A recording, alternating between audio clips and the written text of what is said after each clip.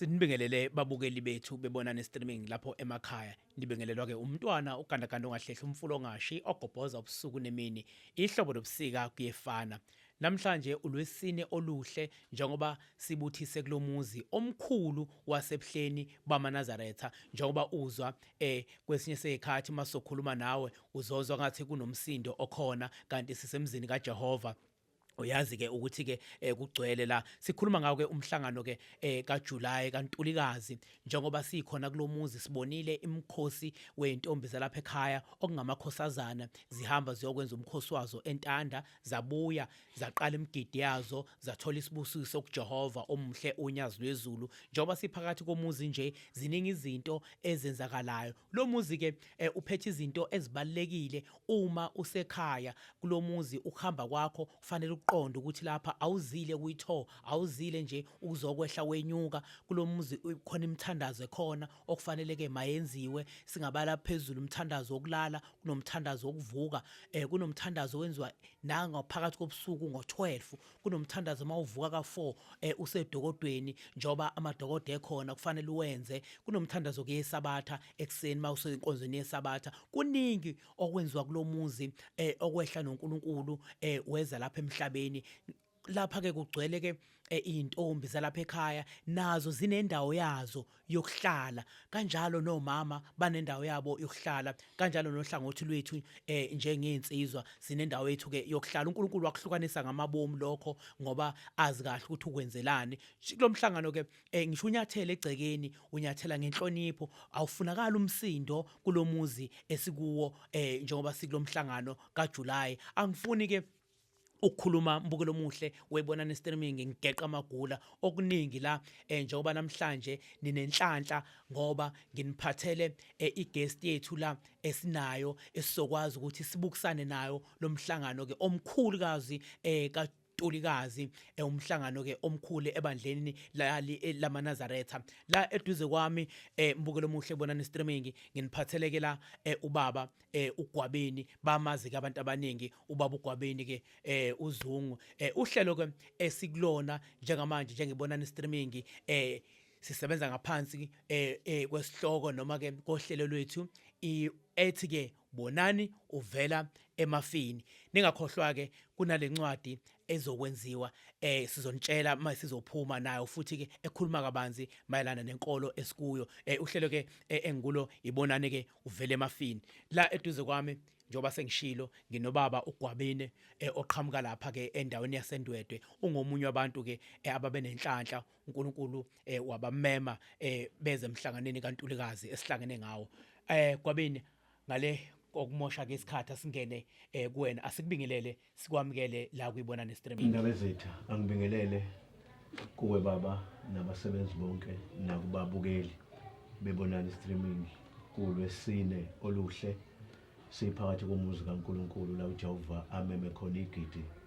nezinkulungwane engenakubalwa umuntu eziphakathi komuzi njengoba waveza ukuthi uma abantu abalaleli bababukeli bebeza umsindo kubhizi phakathi komuzi bayehla bayinyuka bayingcwele baphambi kaJehova hey Gwabeni ngifuna sibukisane Zungu omkhulu njoba siphakathi komuzi sihlanganiswe ilomkhosi noma ilomhlangano kaNtulikazi kumuntu ongaqondi asibhekele Gwabeni uma ungayichaza ngendlela ongayichaza ngayo ukuze nomuntu lapha ekhaya ongaqondi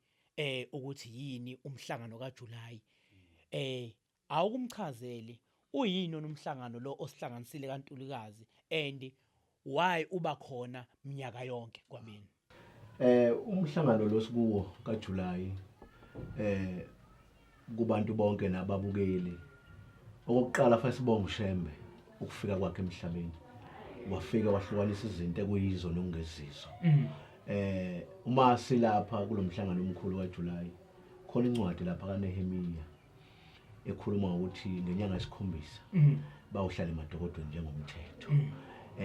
uma silapha ke lenyanga yesikhombisa uNkulunkulu asimema kuyo minyaka yonke ukuphila kwethu ilapho uNkulunkulu esivuselela khona ukukholwa kwethu ilapho esisuke silindile nje obuke washo baba ndaba ezethu ukuthi sihlukene nangokuhlala kwethu. Yilapho uNkulunkulu esikhumbuza khona ukukholwa kwethu nobuNazaretha ukuthi buyini. Sikhunjuzwa ngabefundisi bethu ngoba uNkulunkulu ebanikeza izinkonzo. Sikhunjuzwa njengoba kunenkonzo yentsha uNkulunkulu adenikeza abantwana ngeviki esiphuma kulo. Yila elivuselela khona ubuNazaretha nokuphila komuntu ukuthi kuyini ubuNazaretha uma uShembe simema kulomkhosi oyingcwele kaJulayi owenziwa minyaka yonke njengoba siphakathi kwalomuzi wasebuhleni. Ngakho ke umhlangano omkhulu kakhulu noyisasasa kumuntu wonke oyibulunga lebandla lamaNazaretha nongesilo uyamhenya ukuthi abe khona kulomhlangano ngoba lo mhlangano mhlawumbe ukubaleka kwawo uthinta ngishabalele ngizitha njengoba uNkulunkulu esimeme kumdedele sangithi umdedele kusuka nge1 kwaze kwaba usuku lesikhombisa singena lapha ebuhleni umemba ngishabalele lo mhlangano omkhulu kaJulayi. Ngakho ubaluleke kakhulu kumuntu ophilayo noma ngabe uluphi uhlobo uyafunakala kodwa kakhulukazi kubantu abazinikela kuleli bandla bathatha isifungo sobuNazaretha uyamphoqa ukuthi abe khona kulo mhlangano afika azenze izimiso zawo njengoba uNkulunkulu eyimisile. Ake sibheke kafishane Gwabini usuyiphendulile leyo wayiphendula kahle ngicabanga ukuthi nomlaleli lapha esekhaya ke uyizwile. Ngifuna sibheke lapho ukuthi inqwaba inkulungwane ngeinkulungwane ngezigidi eziphakathi kwalomuzi mhlawumbe ungomunye wabantu abakulomhlangano yini intshisekelo le eyenza ukuthi abantu iningizimu Afrika yonke nomhlaba wonke jikelele bedela amakhaya abo bezohlangana la kuJehova ngalesikhathi samanje mhlawumbe asiluveze uthando. uShembe unyazi lwezulu umeme umhlaba wonke siyababona bengena abantu kakhulu kunangamasabatha bengena bengembethe ngibemhlophe khona lento esemzweni yabantu ukuthi mazithi Juni noma usuthe unkosi engathi ungabamba izifo ngisho emakhaya inkosi ingaveli lutho lubi uNkulunkulu simeme njengoba silapha futhi ungaveli ozosikhipa kulomuzi khona lento ekhona ejova umuntu ngalomhlangano ekuyiyona ebalekile nokubona uShembe nje ehle enyuka phakathi komuzi kuyasibusisa thina lokho ngaphakathi komuzi. Ngakho kuyalenza uthando lukhule njengoba ngiqalile ukuthi kuba khona lapha kwethu siyavuselelwa ubuNazaretha phakathi kwethu noNkulunkulu wasephakameni ukuthi kuyini ukuba yiNazaretha. Yila sikhumbuza khona, yila simema khona, yila saziswa khona ukuthi uma uyileli bandla fa uziphathe kanjani uphile kanjani phakathi kwalomhlangano oyingcwele kaNkulunkulu. Baba Gwabeni omkhulu nakho senifikile phakathi komuzi wasebuhleni uNkulunkulu enimeme ngebopho zakhe zothando amazwe ngamazwe nafika kulomuzi siyabona lapho ukuthi ke nifike nahlukaniswa ngokwegaba zenu isilili esithile silapha nesinye isilili esithile silapha njengoba lapha siyazi kunenhlalisuthi kunojamengweni kunamakhosazane laba bantu abahlangani njengoba besuke behlangene emakhaya kunamadokodo abahlukanisile mhlambe kafishane ukukha lapho yini isizathu esenza ukuthi bahlukaniswe abantu bonke ingilozi ka14 iko mama ingilozi ka25 eseyintombeni ingilozi ya23 iko baba. Ngakho uma silapha sisuke silindile indaba zethu njengoba uzwe kuthiwa ntambama kube khona izikhathi siphuma kizo singabonakali ejamengweni ujamengweni angabonakali ekama esipholi la kuhlala khona intombi lapho kunomehluko ukuthi kunengiloze yakhona esuke ihleli khona la silinde khona yilapho ingiloze engena umnyango nomnyango wedokodo la uNkulunkulu ehlukanise khona. Ngakho ke ukuba kwethu ngokuhlukana silindile ukuthi ingilozi ememelo umuntu ifike esendaweni la uNkulunkulu embeke khona. Ingakho uNkulunkulu ehlukanisile ngoba azifani lezi ingilozi zethu sobathathu. Ngakho ke ingakho uNkulunkulu ethe omama ababebodwa ukuze ingilozi ka14 iqonde kubo ngqo. Kuyiqala ukuthi kutholakala umuntu ngabo 11 esehambe engilozini kaJamengweni esefikile ingilozi lobo mama bakhona nangemthandazo lokhu ka4 okuyiyona elalela imithandazo yomama lapha emadokodweni nathi ekam ku23 ila ingilozi silalele khona. Kuyicala kubonakala komuntu ngekhathi engafanele ekulendawo noma esipholi ku25 ngoba sihlukaniselwe ngokugaba uNkulunkulu ubeke ingilozi zokulinda kulabo bantu ukuthi mayisevala umhlangano bathola abakufisayo belinde la ebabeke khona. Hayi mbukelo omuhle ubona streaming uyayizwela lapho ngihlezi ke nawe ke ubaba ke uGwabeni njengoba ke sikhuluma naye okwamanje baba uGwabeni asibheke la usakhuluma indaba omthandazo. Ngiyafisa ukuthi sibheke la uma ungena lo mhlangano uqala ngomthandazo noma uphethwa futhi uNkulunkulu azokhipha izwi ngalo ukuthi umhlangano uyawugoqa uvalwa futhi nangawo umthandazo. Ake singene sibheke la kule mthandazo. Imithandazo la ekhaya mhlambe uma sibheka sikha kafishane ngabe kumuntu ongazi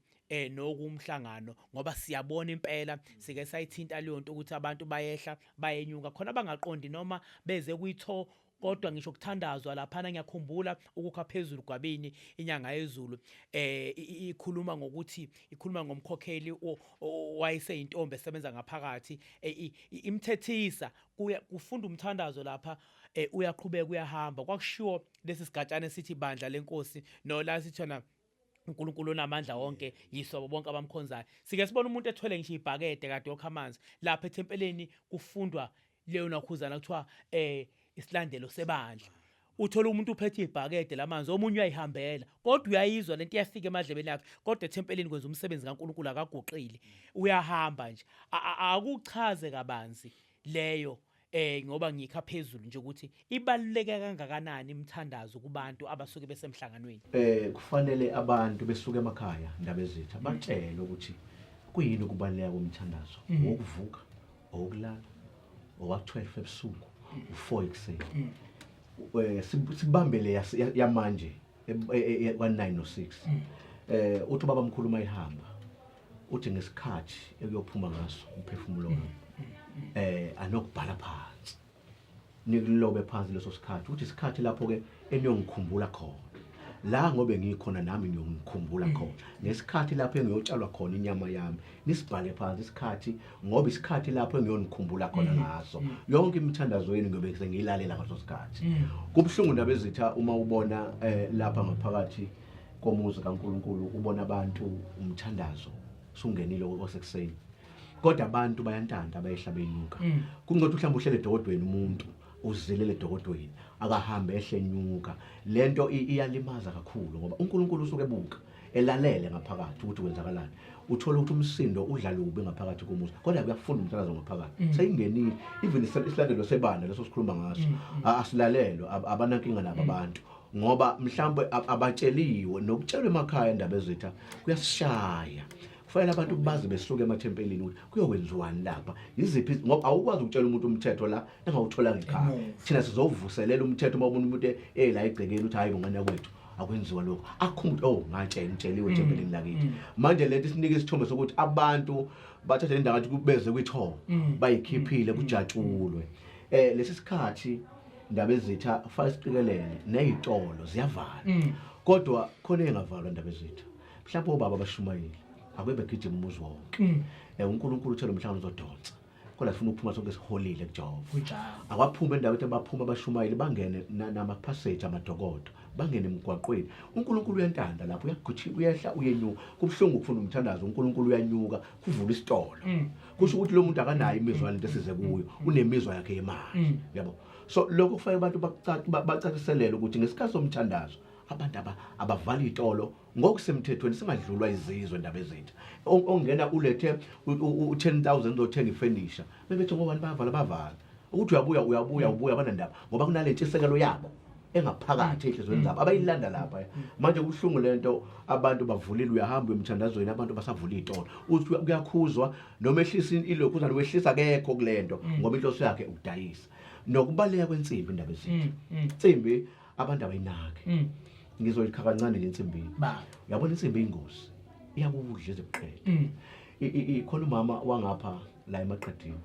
lo mama wengakhona kuleli bandla wengalona eNazaretha wayenenkolo yakhe ngiyibiza inkolo kodwa wayenenkolo yakhe wangakomalume lo mama ukhuluma indaba yensimbi wazothenga izinto la kulomuzi wasekuhleni eyangaphandle kwasishi uthi kwakhala insimbi yathi mayikhala insimbi asebeguqa abantu uthi ngoba mina lenkolo ayikho emzweni futhi anginandaba nayo nginenkolo yami uthi ngayivele ngayihambela uthi khona ubaba oyiphethe isampoko wathi kushimama khala insimbi uthi ngathi angikholwa kaShembe mina ngishiya bakhe ekhaya ngiyaphuthuma uthi lo baba wangibuka yakhala insimbi yaze yaqeda uthi ngafike baze basuma laba abantu abade beguqile anginandaba abazokwenzakalana uthi ngathi ngilele ekhaya kwafika umamezala wami ntambama wangena nje endlini wasemala kweheadboard